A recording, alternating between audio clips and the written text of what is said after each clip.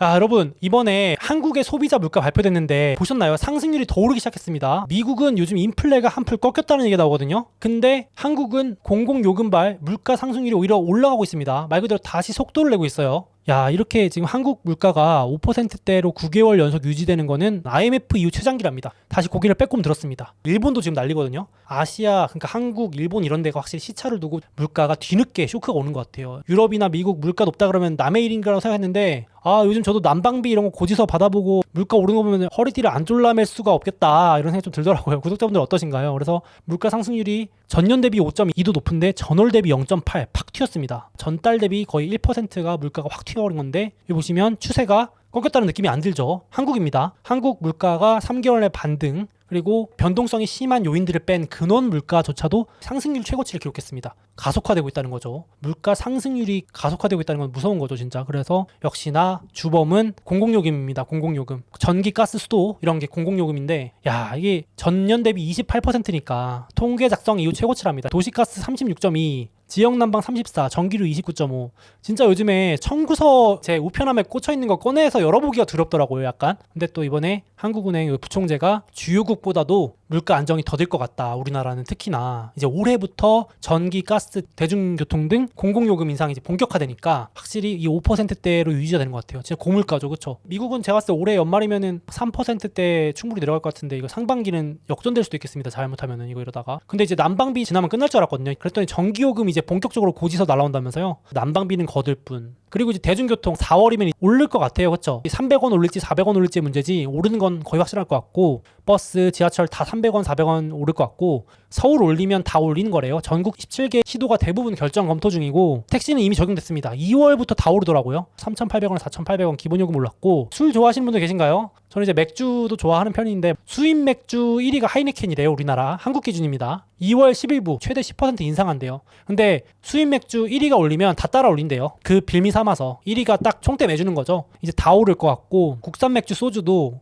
이번에 세금 다 오른다면서요. 맥주는 주세가 올라서 소비자들한테 전가하는 거죠. 나라에서 맥주 회사들한테 세금을 더 내하면은 맥주 회사들은 당연히 소비자들한테 아이고 가격 인상하겠습니다 전가하고, 소주도 공병 가격이 올라서 그거 다 전가할 가능성이 높대요. 확정은 아닙니다. 예정인데 뭐 하겠죠. 결국은 올해 상반기 내로 다 올릴 것 같습니다. 술 좋아하시는 분들한테는 지갑이 얇아지는 소리가 될 수 있을 것 같고, 그래가지고 식당 가면은 막 맥주 한 4,000원, 7,000원인데 외식할 때 세상에 맥주 한 병에 8,000원. 그리고 햄버거 아닌 금버거랍니다. 이제 롯데리아가 또 2연타 작년에 이어서 또 올려서 지금 눈치 보는 햄버거 업체들 또 올릴 수도 있대요. 저는 서브웨이 좋아하는 편인데 서브웨이도 2월부터 올린대요. 10%. 생수도 오르고 아이스크림, 과자, 빵, 파리바게트도 올리고, 그럼 다 올리겠죠, 경쟁사도. 그리고 또 안 그래도 지금 물가 올라서 난리인데 국민연금도 난리잖아요. 이거 한국 얘기긴 하지만은 결국은 물론 지금 연령대에 따라서 상황이 다르시겠지만은 어쨌든 대부분 더 내는 건 거의 기정사실이고, 지금 보험료율이 9%인데 15% 정도로 될 거라고, 물론 미정입니다. 근데 이렇게 얘기가 나오고 있고, 심지어 받는 나이도 늦추자는 얘기도 나오고 있고, 그게 아니면 더 오래 내자, 64세까지 더 오래 내게 하자, 뭐 이런 얘기까지 나오잖아요. 그래서 이러나 저러나 지금 국민연금이 부족해서 고갈돼서 나오는 얘기니까 어떤 형식으로든 더 내게 해야 되니까 우리의 어떤 지갑을 더 가볍게 만드는 요인이 될 것 같습니다. 참, 물가에다가 연금발 지출 증가까지.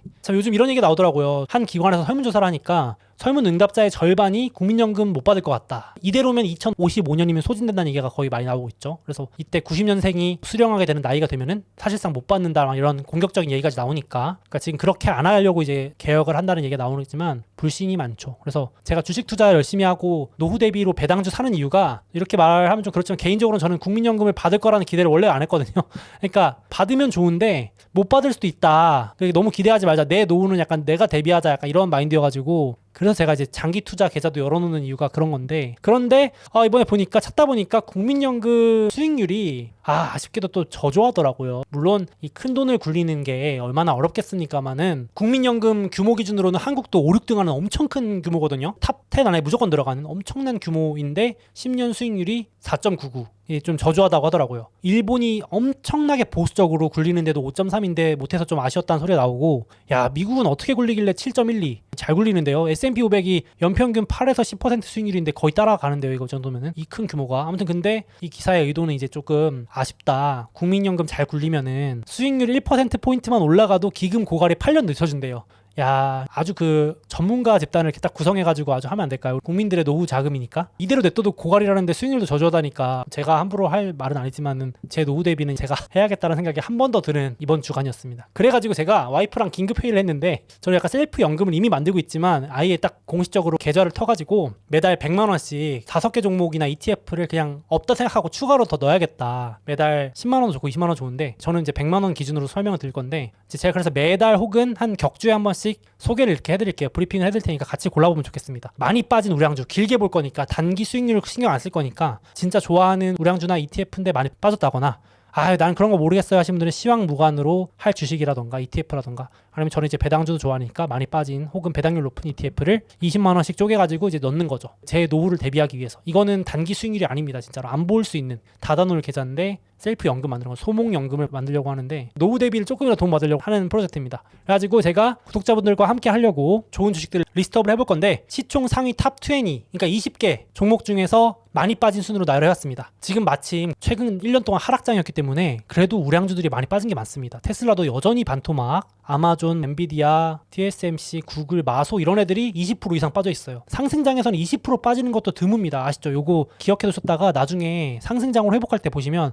야, 왜 이렇게 빠진 주식이 없어요? 라고 하실 거예요. 근데 지금은 이게 너무 흔해서 원래 이렇게 빠지는 것보다 하실 수 있는데 약간 대세 상승장에는 10%도 안 빠지고 올라갑니다. 그러니까 이런 거는 확실히 장기 투자용으로는 지금 30% 이상 빠진 주식들은 골라보시는 것도 괜찮을 것 같아요. 제가 추천은 절대 아닙니다만은 저는 이제 시총 20등 안에 들어있는 주식이나 제가 좋아하는 주식들 관종으로 이렇게 묶어가지고 거기서 매달 이제 점검을 해서 고릅니다. 그래서 날짜 무관으로 사셔도 되고 봐놓으셨다가 2월달 중에 한 달에 한 번씩 기계식으로 사셔도 됩니다. 대신 관점은 한 달 수익률이 아니고 노후 대비용으로 쓸 겁니다. 노후 대비용. 노후 대비할 때는 이거 순위가 다 바뀌어 있을 때문에 무슨 의미가 있냐 하실 수 있는데 그것도 맞는 말씀이에요. 이제 그러니까 꾸준히 보여드려야겠죠. 순위 바뀌는 것도. 그래서 이렇게 한번 보시면 되고 지금 사자 얘기가 아닙니다. 그래서 저 같은 경우는 엔비디아라는 주식을 좋아합니다. 적어도 한 10년 정도 봤을 때 데이터 센터와 AI 그리고 자율주행, 메타버스 시대가 오든 AI 시대가 오든 자율주행 시대가 오든 답정 넣을 수 있는데 제가 좋아하는 주식이에요. 그래가지고 요거를 만약에 20만 원 사면은 0.77주 정도 살 수 있네요. 이렇게 20만 원씩 매달 신경 안 쓰고 매달 사시면 지금의 가격이 또 크게 상관이 없죠. 적립식으로 하시는 분들은. 그래서 스트레스 안 받기 전략입니다. 타이밍 재실 분들은 이렇게 안 하시겠지만 20만 원이면 그냥 없다 생각하고 저축했다 생각하고 하는 거죠. 진짜로. 저 같은 경우는 엔비디아도 있고 제가 제일 좋아하는 주식 중에 하나인데 마소는 20만 원 하면 한 0.67주 한 주가 안 돼도 이렇게 계속 모으는 겁니다. 딱 20만 원씩 주문 넣으면 되거든요. 근데 이제 보시면은 마소는 딱 3등분입니다. 클라우드랑 AI 먹거리 그리고 생산성을 높여주는 소프트웨어 전방위적으로 다 차지하고 있고 게임 PC 이쪽으로도 차지하고 있습니다. 뭐 이런 것들 적립식으로 사면 좋겠습니다. 저 같은 경우는 그렇게 할 생각이고 그리고 다음으로 시황 무관 혹시 난 상관없이 그냥 모으고 싶다 하는 건 역시 ETF가 좋겠죠. 시장지수 ETF. 근데 마침 원래 나스닥이 강세장에서는 이렇게 많이 안 빠지거든요. 근데 지금 고점 대비 25% 빠져있고 보통 30% 이렇게 빠지는 것도 드뭅니다. 하락장이랑 이렇게 빠져있는데 제가 예시로 들어온 거는 나스닥 채권 이머징, 유럽, 반도체 이런 것들이 있고 나는 노후 대비면 유행 안 타게 전 세계 주식에 고루 분배하고 싶어 하시는 분들은 전 세계 주식에 투자하는 것도 있습니다. 뱅가드 토탈 인덱스 해가지고 전 세계 미국, 이머징, 유럽 다 들어있는 것도 있습니다.